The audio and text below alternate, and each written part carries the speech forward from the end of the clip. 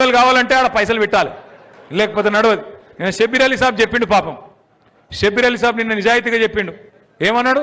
పైసలు తీసుకొని కాంగ్రెస్లో ఆయన అన్ని అమ్ముకుంటారు అని చెప్పిండు. వాస్తవం. ఆ రోజు కోమటిరెడ్డి వెంకటరెడ్డి గారు చెప్పిండు 50 కోట్లకు పీసీసీ అధ్యక్ష పదవి అమ్ముకున్నారని. మరి ఇప్పుడు ముఖ్యమంత్రి పదవి కూడా అమ్ముకున్నారు కాబట్టి రాహుల్ గాంధీ కూడా ఏమి చేయలేని అశక్తతలో ఉన్నాడు. మీనాక్షి నటరాజన్ గారు సిన్సియర్ లీడర్ ఆమె పాపం. ఆమెకి ఇక్కడ ఇన్ఛార్జ్ ఉంటే రేవంత్ రెడ్డితో ఏదో మొత్తానికి ఏదో పంచాయతీ పడ్డది. నువ్వు ఇట్లా గరీబోల ఇండ్లు గుల్లగొట్టకని చెప్పిందట. గరీబోల ఇండ్లు గుల్లగొట్టక మంచి పద్ధతి కాదు. మూసీ పేరు మీద హైడ్రా పేరు మీద నాశనం చేస్తున్నావు, పార్టీకి చెడ్డ పేరు వస్తున్నది, నువ్వు చెయ్యకు అని చెప్పిందట. పగబట్టిండు. పగబట్టి ఏం చేసిండు? మోక కోసం చూసిండు. ఆయనతో బీజేపీలకు ఉప్పందించిండు. ఆమె నామినేషన్ కూడా ఎగరగొట్టిండు. ఆమె మీద దొంగ కేసు పెట్టిండ్రు.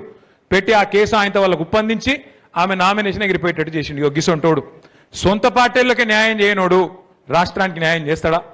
అందుకే నేను కోరేది మిమ్మల్ని అందరిని ఒకటి, మీ ఎమ్మెల్యే గురించి ఎక్కువ మాట్లాడి ఇంకో వాళ్ళ గురించి ఎక్కువ మాట్లాడి నోరు ఖరాబ్ చేసుకునే అవసరం లేదు.